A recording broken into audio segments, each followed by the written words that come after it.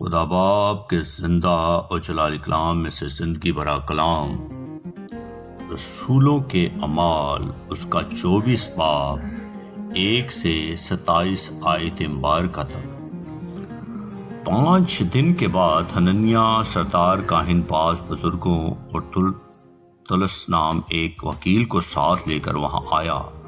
اور انہوں نے حاکم کے سامنے پالوس کے خلاف فریاد کی۔ اور جب وہ بلایا گیا تو ترتلس نام الزام لگا کر کہنے لگا کہ اے فیلکس بہادر، چونکہ تیرے وسیلہ سے ہم بڑے امن میں ہیں اور تیری دور اندیشی سے اس قوم کے فائدے کے لیے خرابیوں کی اصلاح ہوتی ہے،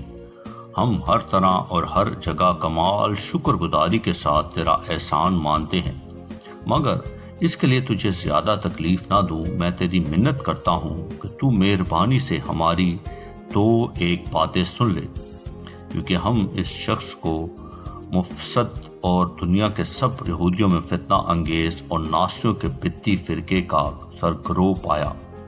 اس نے ہیکل کو ناپاک کرنے کی بھی کوشش کی تھی، اور ہم نے اسے پکڑا، اور ہم نے چاہا کہ اپنی شریعت کے موافق اس کی عدالت کریں، لیکن لوسیا سردار آ کر بڑی زبردستی سے اسے ہمارے ہاتھ سے چھین لے گیا، اور اس کے مدعیوں کو حکم دیا کہ تیرے پاس جائیں، اسی سے تحقیق کر کے تو آپ ان سب باتوں کی دریافت کر سکتا ہے جن کا ہم اس پر الزام لگاتے ہیں۔ اور یہودیوں نے بھی اس دعویٰ میں متفق ہو کر کہا کہ یہ باتیں اسی طرح ہیں۔ جب حاکم نے پالوس کو بولنے کا اشارہ کیا تو اس نے جواب دیا، چونکہ میں جانتا ہوں کہ تو بہت برسوں سے اس قوم کی عدالت کرتا ہے، اس لیے میں خاطر جمعی سے اپنی عذر بیان کرتا ہوں،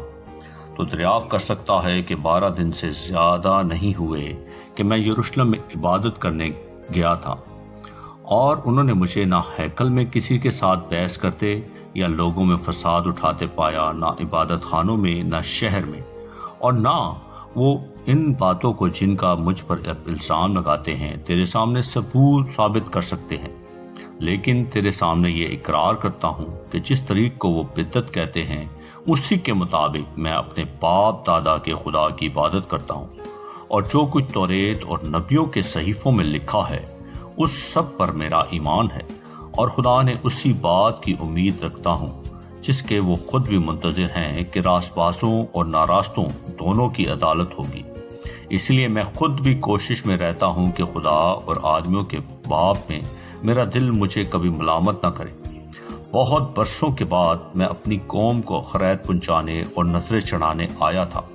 انہوں نے بغیر ہنگامہ یا بلوے کے مجھے طہارت کی حالت میں یہ کام کرتے ہوئے ہیکل میں پایا۔ ہاں، آسیا کے چند یہودی تھے، اور اگر ان کا مجھ پر کچھ دعویٰ تھا تو انہیں تیرے سامنے حاضر ہو کر فریاد کرنا واجب تھا، یا یہی خود کہیں کہ جب میں صدر عدالت کے سامنے کھڑا تھا تو مجھ میں کیا برائی پائی تھی، سوائے اس ایک بات کے کہ میں نے ان میں کھڑے ہو کر بلند آواز سے کہا تھا کہ مردوں کی قیامت کے بارے میں آج مجھ پر تمہارے سامنے مقدمہ ہو رہا ہے۔ فیلکس نے جو صحیح طور پر اس طریق سے واقف تھا یہ کہہ کر مقدمے کو ملتوی کر دیا کہ جب پلٹن کا سردار لوئیس آئے گا تو میں تمہارا مقدمہ فیصل کروں گا، اور صوبیدار کو حکم دیا کہ اس کو قید تو رکھ مگر آرام سے رکھنا، اور اس کے دوستوں میں سے کسی کو اس کی خدمت کرنے سے منع نہ کرنا۔ اور چند روز کے بعد فیلکس اپنی بیوی درسلا کو جو یہودی تھی ساتھ لے کر آیا، اور پالوس کو بلوا کر اس سے مسیح یسوع کے دین کی کیفیت سنی، اور جب وہ راست بازی اور پرہیزگاری اور آئندہ عدالت کا بیان کر رہا تو فیلکس نے دہشت کھا کر جواب دیا کہ اس وقت تو جا، فرصت پا کر تجھے پھر بلاؤں گا۔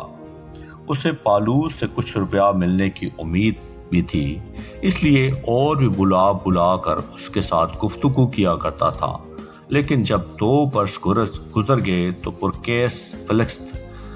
فیلکس کی جگہ مقرر ہوا، اور فیلکس یہودیوں کو اپنا احسان مند کرنے کی غرض سے پالوس کو قید ہی میں چھوڑ گیا۔ آمین۔ کلام کے پڑھے اور سنے جانے پر خدا ان کی برکت ہو، خدا ان کا شکر ہو۔ آمین۔